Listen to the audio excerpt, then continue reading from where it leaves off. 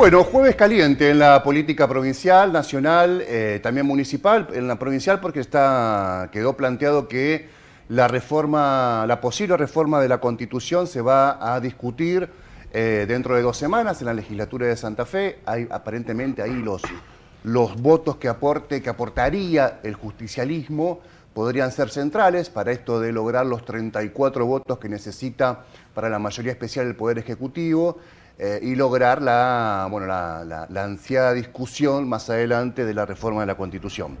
Esto es una especulación, por ahora creo que juntaron 31 votos entre los propios y algunos votos de otras fuerzas políticas, pero esta discusión está enmarcada en documentos oficiales de los partidos políticos que no tienen 4 o 5 años de antigüedad, que tienen apenas horas de antigüedad, en donde ratifica, por un lado, Unidos, que es el oficialismo, que hay que reformar la Constitución, y el PJ que dice, bueno, de esta manera tan apresurada, sin consenso, sin discusión, sin intercambiar ideas, como que no da. Y también, bueno, hay toda a mí quiero centralizarme en esta primera parte del programa, en el peronismo y en el justicialismo, porque el invitado que tenemos es de ese sector, porque hay toda una expectativa en relación a qué rol va a tener Cristina en tanto presidenta del partido a nivel nacional, si es un rol, digamos, a la mirada europea de la política, aquel que opina de los grandes temas, pero que no gestiona la cosa pública, o sería una posición más dual de hacer las dos cosas. En cualquier caso, vamos a preguntarle también esto a Leandro Kiko Busato. ¿Cómo te va, Kiko? Gracias por venir. Gracias por la invitación. Gracias a vos por venir. ¿Firmaste el documento unido del PJ sobre la...? No firmé porque no fui a la reunión, pero estoy plenamente de acuerdo. De hecho, lo hablé con compañeras y compañeros que iban a la reunión y después, y estoy de acuerdo. Así que, más allá de la firma, puntualmente adhiero a todos lo vertido en el documento. Pero también quiero dejar algo en claro, ¿no? Porque yo creo que deberíamos arrancar, calificando aquellas cosas en las que estamos de acuerdo y discutiendo las que no estamos de acuerdo. El peronismo tiene vocación por reformar la Constitución. El peronismo tiene siempre claro de que la Carta Magna Santafesina tiene que ser objeto de una reforma que ayorne nuestra Constitución a los preceptos del 94 y que inclusive le dé una mirada moderna hacia dónde queremos ir. Lo que en todo caso me parece que tenemos que empezar a discutir es qué tipo de reforma vamos a hacer y fundamentalmente el cómo, ¿no? Que es lo que yo creo ha traído hasta aquí mayores divergencias a la hora de plantear el abordaje legislativo y los planteos políticos al respecto. Pero te quería dejar esto claro porque me parece central. Como que no es un capricho desde nosotros decimos no porque estamos acá de este lado. Ni es un capricho, ni tampoco me parece que eso niega la vocación reformista que hay en el peronismo, digamos, ¿no? Me parece que hoy por hoy en Santa Fe prácticamente todas las fuerzas políticas que tienen representación parlamentaria están de acuerdo con que hay necesidad de reformar la Constitución.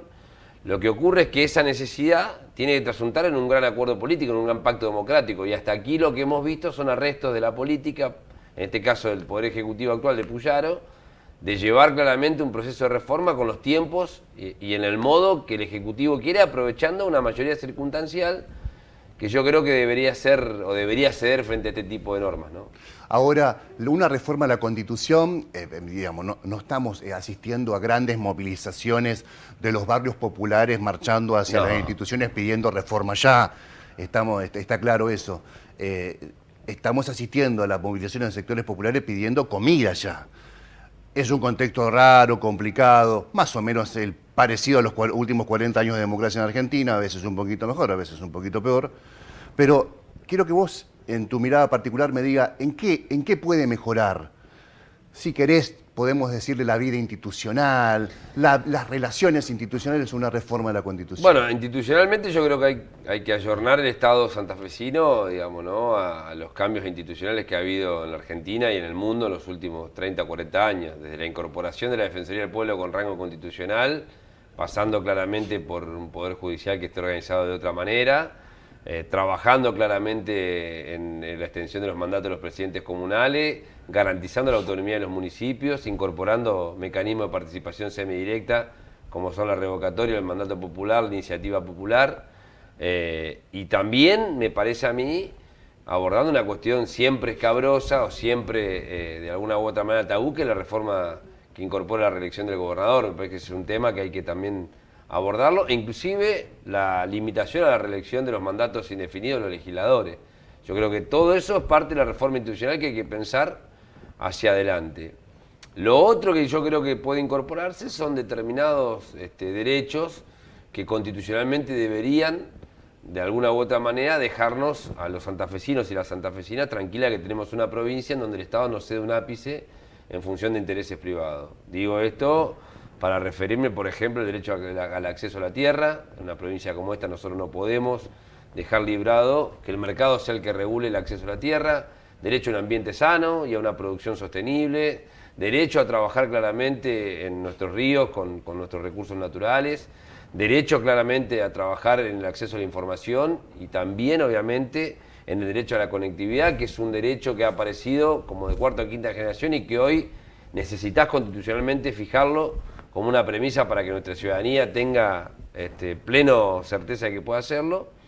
Y aparte pensar en vos que estás enmarcado en un proyecto generacional, pensar en las nuevas prácticas laborales, en los nuevos alcances de las prácticas laborales, las relaciones entre patronal y empleado, y posiblemente, aunque esto suena muchas veces del lado progresista como mala palabra, la revisión también de los convenios que vinculan a la patronal y los empleados. Totalmente. Inclusive hay algunas constituciones, como la de La Rioja, sancionada recientemente, que incorporan un concepto novedoso, que es la renta básica universal, que no solamente tiene que ver con garantizar un ingreso mínimo para cualquier ciudadano, en este caso en La Rioja o en Santa Fe, sino también con plantear un tema que el mundo laboral está discutiendo. Digo, hay un camino que plantea digamos, la idea de una renta básica universal para cualquier ciudadano, y a partir de ahí un proceso de relaciones laborales mucho más dinámicas, de acuerdo también al contexto en donde se desenvuelve claramente el mundo del trabajo.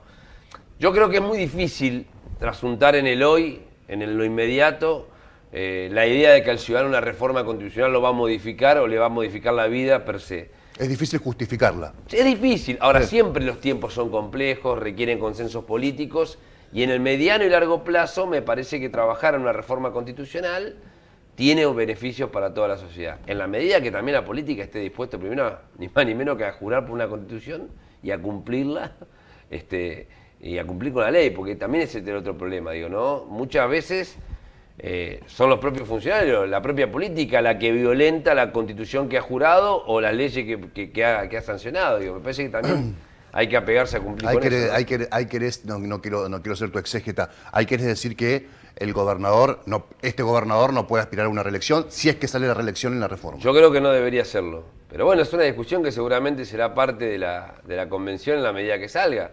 Pero yo creo que este gobernador, así como los otros que habían jurado por esta constitución, estarían invalidados claramente de ser reelecto por la nueva constitución, y debería aplicarse una cláusula de transitoriedad que probablemente la reelección entre a regir en el 2031 o en el 2027. Bueno, es un motivo de una discusión, pero yo creo que la tentación de la política de discutir solo lo que a la política le interesa, hay que tratar de dejarla de lado. Por eso se necesitan grandes consensos para discutir temas que permitan ir más allá de una reforma política, digo, más allá de cuánto dura el mandato de un presidente comunal, si tenga autonomía municipal o si el gobernador tiene reelección. Bueno, yo creo que ahí está el problema de tratar de apurar este tipo de sanciones, porque si vos no tenés un núcleo básico de coincidencia, ponele que sea el Pacto de Olivo del 94, o no tenés un conjunto de temas para poder abordar, va a ser difícil. No me imagino que alguien recuerde en el tiempo que la Constitución del 2025 se modificó porque había una fuerza política que circunstancialmente tenía mayoría para bajar el martillo y llevarse puesto todo lo que había alrededor. Me parece que sería un error gravísimo, que en estos tiempos además podés pagarlo doble. Porque tras que la política está corriendo una suerte de indiferencia absoluta de la sociedad, hay una fuerza política que se está encargando de captar eso. Y si esa fuerza política capta ese malestar y lo convierte en potencia electoral en la Convención Constituyente, vamos a pasar por ahí a pensar que en vez de tener la Constitución que soñamos, es la Constitución con la que nos torturamos. Digo, ¿no? Me parece que hay que también pensar esto de los grandes consensos políticos para evitar que se filtren experimentos neoliberales que van a hacer de la Constitución un lugar peor, no mejor. Te vi te vi a vos y a otros dirigentes más o menos de la misma edad, de la misma generación, en redes sociales participando de un encuentro en Rosario, ¿no? Creo que En fue. Santa Fe y ahora lo hacemos en Rosario el sábado. Exactamente. Bueno, ahí la vi a Lucila de Ponti, te vi a vos, a Pablo Landó, a Ledu Tonioli, Juan Monteverde de Ciudad Futura. Bueno, ahí como que te corres, digamos, del paraguas estrictamente PJ. Sí, pero encontrás ahí, dirías una palabra que usás mucho vos, un continente nuevo, ¿no? Mirá, en realidad, digamos, yo creo que no hay una sola fuerza política que en la Argentina pueda sintetizar las expectativas de volver a generar una opción, una alternativa.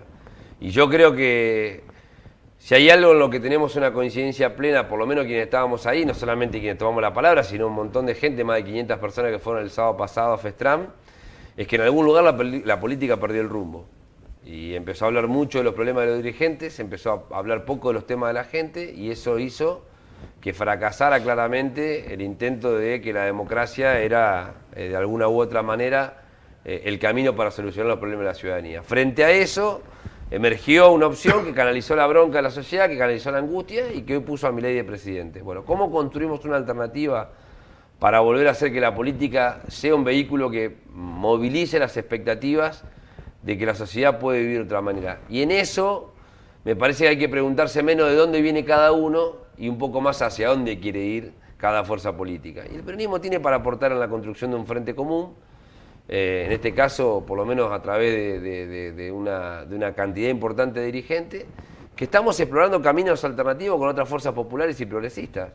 Ahora, me parece que en este tiempo quedarse con la idea de que solo el PJ va a ser el hacedor de un gran frente nacional o popular, por lo menos para mí es una visión que tiene un sesgo bastante particular en este tiempo. Me parece que el PJ en este momento todavía necesita una profunda revisión de algunas cosas que ha hecho mal en los últimos 20, 30 años, o que hemos hecho mal, para poder allanar claramente la discusión con otro frente, ¿no? Pero vos también formaste parte de un momento histórico en donde, diría Kicillof, donde la canción fue una canción que podía tararear la gran parte de la sociedad.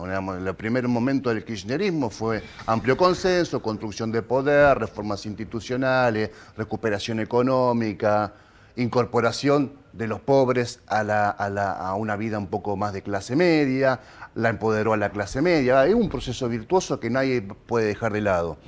Ahora, esa canción también quedó en el pasado. Mirá, hubo en 40 años de recuperación democrática, 41 llevamos ya, casi, yo creo que hubo dos grandes ciclos, el del 83 y el del 2003.